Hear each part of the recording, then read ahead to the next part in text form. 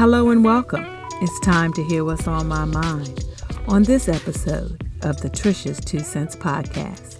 I'm your host, Trisha.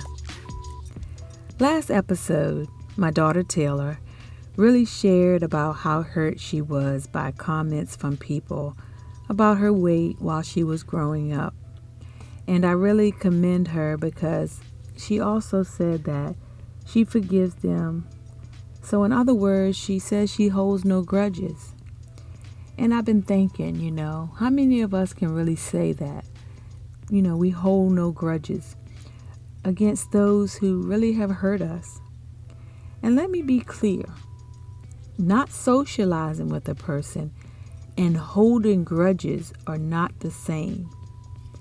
Holding a grudge is holding unforgiveness and bitterness in your heart against someone who has hurt you. So you're still angry and bitter and mad when you see that person. So you're still holding that grudge and you wishing the worst for them. That's holding a grudge.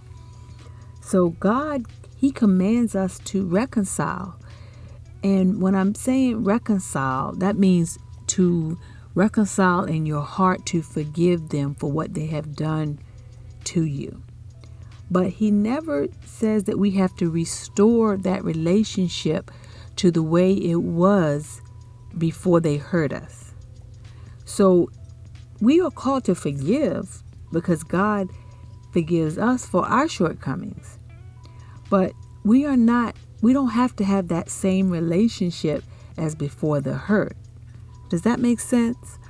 Because we can still forgive someone, but that does not mean I have to still go and have lunch with you, or we still have to go hang out like we did before. I don't have to do that. But I don't have a grudge against you. I feel no ill will for you. I still hope the best for you.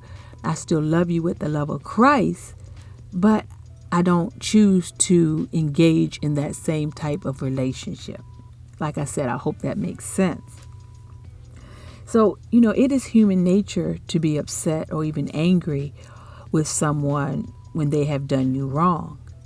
And I've been upset and angry at many people because Taylor said, people can be mean and cruel. People hurt people in many different ways. Actually, there are just so many and too many to name. But I'm going to talk about brothers and sisters because I have been thinking about Joseph from the Bible.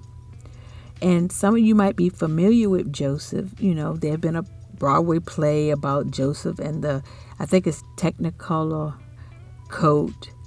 Or you might have learned about him at church. And some of you might not even know who I'm talking about. So Joseph was a young boy in the Bible who was one of 12 sons. But his father, whose name was Jacob, he loved him, Joseph, more than all of them. He loved him the most. Now, most parents try to hide the fact that they have a favorite child.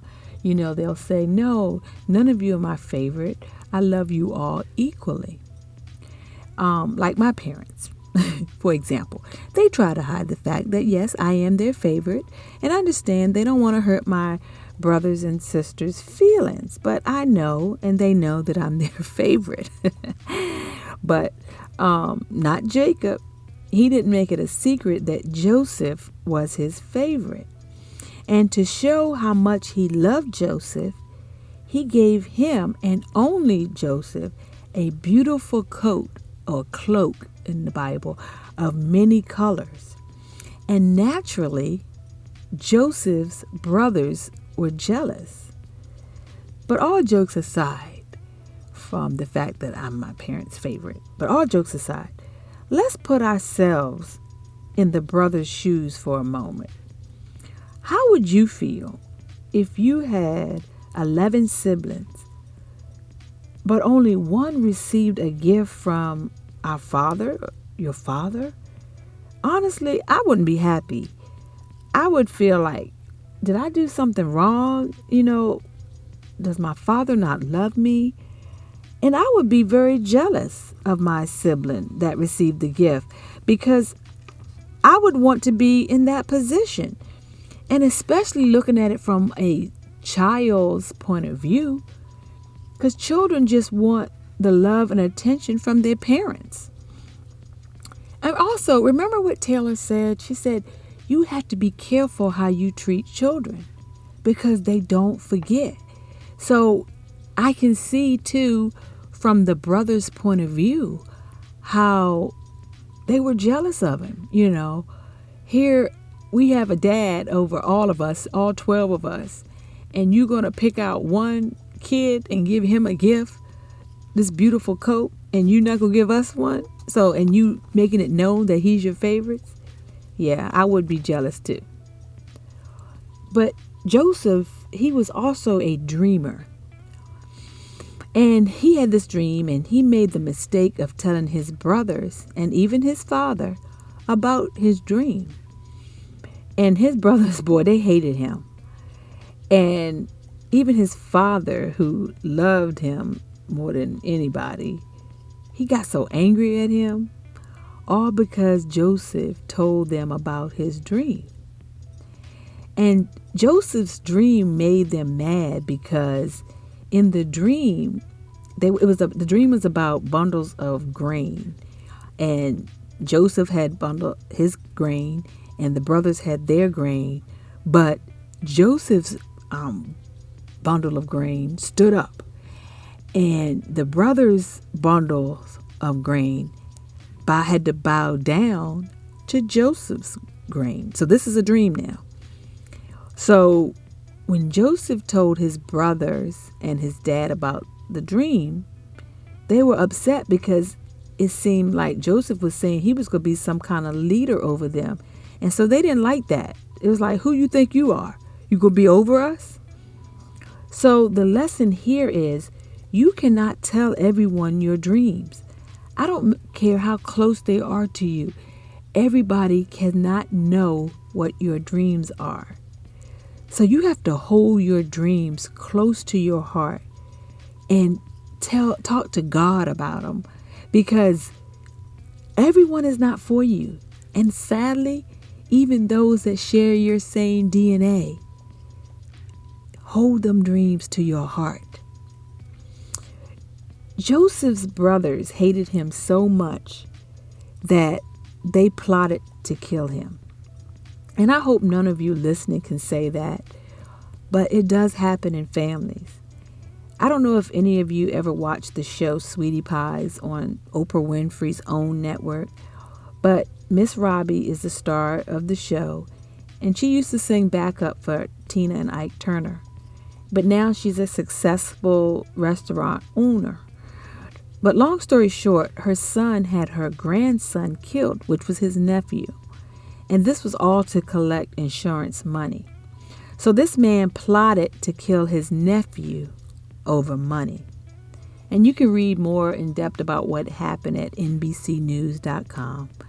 But I repeat, everyone that shares your DNA is not for you.